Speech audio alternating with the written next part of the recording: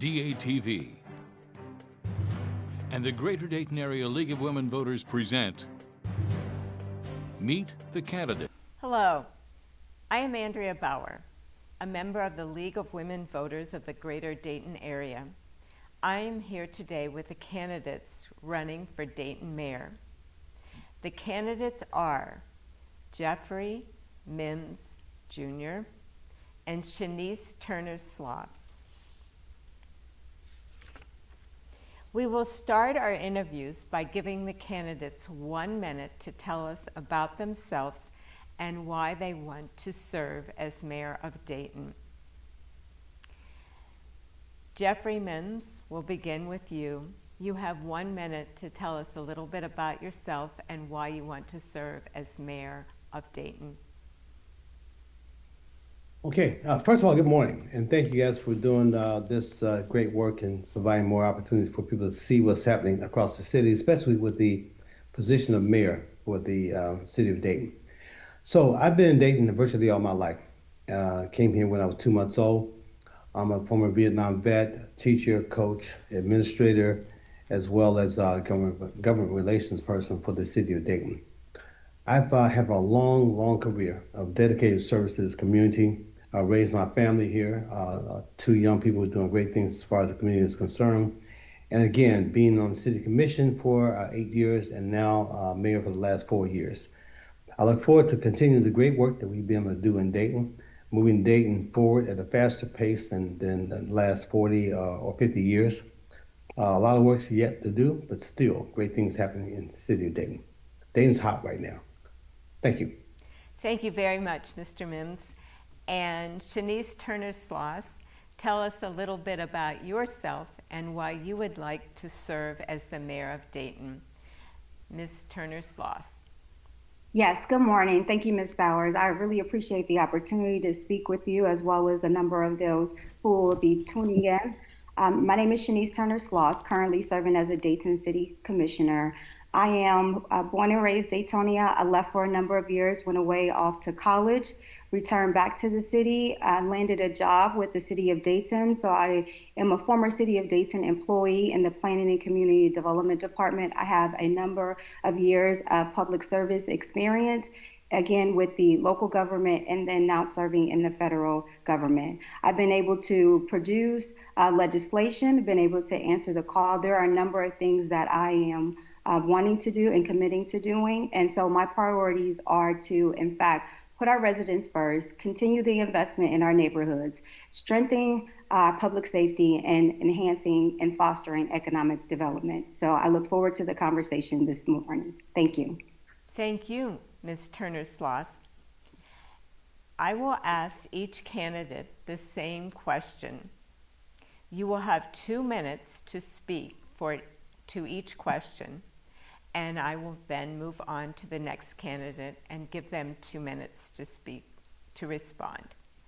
So the first question is, how do you see the role of mayor in the city manager form of government? And we will begin with Shanice Turner-Sloss. Yes, thank you. So the city manager form of government is a very unique model. It's actually one of the first, and if it is incorporated or if it's in fact modeled correctly, then it will work for the benefit of the masses. The city manager form of government in which the mayor serves as the presiding chair of the business meetings, the commission meetings that are held on a weekly basis. The mayor does not have any more, so to speak, power over any other members of the commission. Although the mayor will in fact serve as the presiding chair as mentioned, but each member of the commission, including the mayor, has 1 vote. The mayor sets the tone and the vision of the organization and leads the charge, holding the city manager as the appointed member of the executive chief officer to run the day-to-day operations of the organization. The mayor is, in fact, again, someone who serves as a leader. And at this juncture, I believe that we are in need of a visionary leader. We are now entering a new generation era of problem solvers. And so that's where I come into play and why I'm seeking the office as mayor, because again, we're in need of a visionary leader who is willing to lead the charge, to work with all members of the commission in our various areas of expertise and interest to serve the members of the city of Dayton, or the residents of the city of Dayton, all 137,000. And so I look forward to assuming that role as mayor. Again, I have the background, the knowledge, the expertise, and I've been doing the work on the ground. I have introduced legislation. I have also moved forward a number of programs, and I have the background and the experience with the inner workings of government. And so I have a complete understanding of how to do so and how to lead in the capacity as mayor. Thank you very much, Ms. Turner-Sloss. And Mayor Mims, how do you see the role of mayor in the city manager form of government? Mr. Mims? Yes, I have a long and dedicated history in terms of leadership. Vietnam vet, Special Forces leader, a squad leader in that situation, as well as a board president, union president, elected 6 times in those spaces. And working in government and working with all the individuals that function in these spaces in terms of leadership has been a gift of mine. Team building is another suit that I have that is very strong in terms of making things happen. Being the mayor has a very multifaceted set of responsibilities. As was mentioned, the aspect of having one vote like every other commissioner has, but the aspect of leading the city on in my case, 24/7 basis. While this job is a part-time job, I'm retired and I function in this space every day. I'm in the office doing the work that needs to be done. I represent this city as a cheerleader in terms of promoting all the great things that we have as far as the city of Dayton is concerned. More things happening in the city of Dayton than has happened in the last 30 or 40 years. More funding, more investments coming from outside the city of Dayton. And that is critical because when we look at situations like the arcade, for example, those things happen because we make the city attractive enough for investors to want to make investments. We make the city attractive enough to stabilize the population. We make the city attractive enough for more and more job opportunities to come to the city of Dayton as well. So when I look at the city manager form of government, we all have the opportunity to interact with the city manager, to talk with her about our goals, about our objectives. We do that not only on a yearly basis when we talk about our budget, but we also do that individually at any point in time that we have a desire to do so. So again, great things happening in Dayton. It's the whole process of a team in terms of how we work together to make great things happen for Dayton. Thank you, Mr. Mims. Our second question is, what do you see as the biggest challenges facing the city? And we are going to begin with Jeffrey Mims. What do you see as the biggest challenges facing the city? One of the biggest challenges we have is managing growth. Managing growth at a time when we have challenges from the federal, from the state level. And again, to keep the investments moving in Dayton, one of the things that we've done over the last 10 years, 12 years, is increase the median income by approximately $20,000. That is big. That is big in so many ways, because raising the quality of life opportunities in Dayton does take resources. And making sure that we don't have, in these challenging times, individuals who have a desire or become complacent because of challenges that we do not have control over. Keeping people safe is one of the biggest things I want to do as far as this city is concerned, which is why we're involved in a program called Cure Violence Global, which is used across the nation, across the world, if you will, because that organization is global and international. Looking at how we keep our people safe so that they continue to raise and maintain the level of hope that they have for themselves and for their family members makes us more attracted to making things happen as far as City of Dayton is concerned. So while safety is a major issue, economic development continues to be a major issue as well. It's a major part of how we work together to make these things happen. Thank you very much, Mr. Mims. And the same question for Shanice Turner-Sloss. What do you see as the biggest challenges facing the city? Yes, thank you for that question. So that question, there are in fact a number of great things that are taking place in the city. However, there are many challenges that we are facing.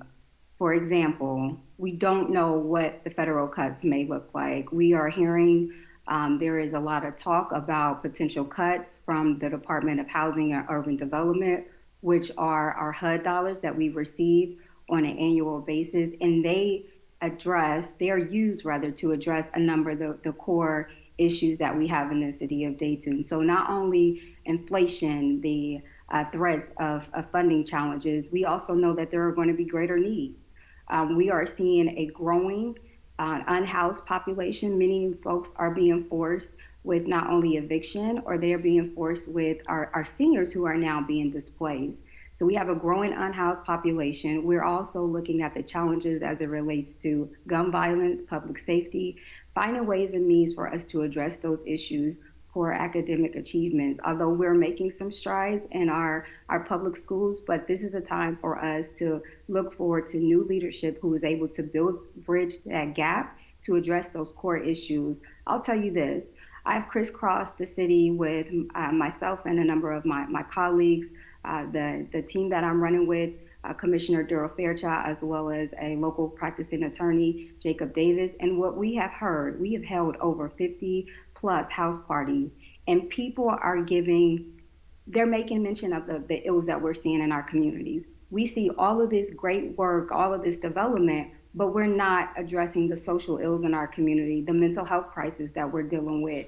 Some of the work that we're doing in the city of Dayton, yes, is great. It's all wonderful, but are we really touching people who need the assistance and the support that is in dire need? And we're not. So we got to move away from the superficial and address the core issues. Thank you, Ms. Turner-Sloth. And our last question is, describe how your leadership style will help you lead the city. And we'll begin with Ms. Turner-Sloth. Thank you. Leadership is very important. We all have leadership qualities. All of us are leaders, but there are those who are willing to lead from the sideline, lead from the front, and those who are able to collaborate in partnership and work with others. That's the type of leader that I am. I'm willing to collaborate with a number of partners, community partners, with all of my colleagues, as well as with the city administration, from the county level to our district, our school district, and many of our business partners. That's what it takes for us to continue to move forward in the city of Dayton. I have displayed those qualities. I've displayed that altruistic trait that I have in doing so and being able to lead and put forth legislation. I led the initiative alongside with many key partners in our community, Dayton Tennis Union, as well as Dayton Unite for Human Rights, many other community partners, along with Commissioner Darrell Fairchild, and pushing forward for us to add the housing bucket to the income tax renewal. I'm proud of that work. We did not get the $2 million that we asked for. However, we were able to get $650,000 annually, which would total out to be $5.2 million over the next 8 years. That is an example of the leadership that I have been able to display as a commissioner, and I know that I will be able to do much more serving as the next mayor of Dayton. I'm willing to work with all of my colleagues and giving them the equal opportunity, the respect, and the courtesy that they all deserve, and again, that they were elected to do, to serve the people, to serve the public. I have the innate qualities to do so, and I'm ready to lead as the next generation of problem solvers in the city of Dayton as mayor of Dayton. Thank you. Thank you, Ms. Turner-Sloth. And that question goes to Mr. Mims. Describe how your leadership style will help you lead the city. Mr. Mims. Okay, I have a long, consistent, dedicated record of public service and leadership. I've led the Dayton School District through 3 school levies. I've led the teacher union through multi contracts with no conflict. I've led the school as far as building new schools throughout the state of Ohio and also here in the city of Dayton. A $500 million project, $528 million to be exact, in terms of building all new schools in the city of Dayton.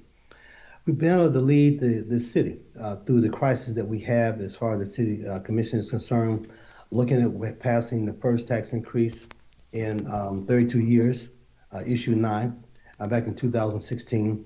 That was foundational in terms of bringing more and more people together to cause more and more citizens of Dayton to have hope in what was happening as far as their city was concerned.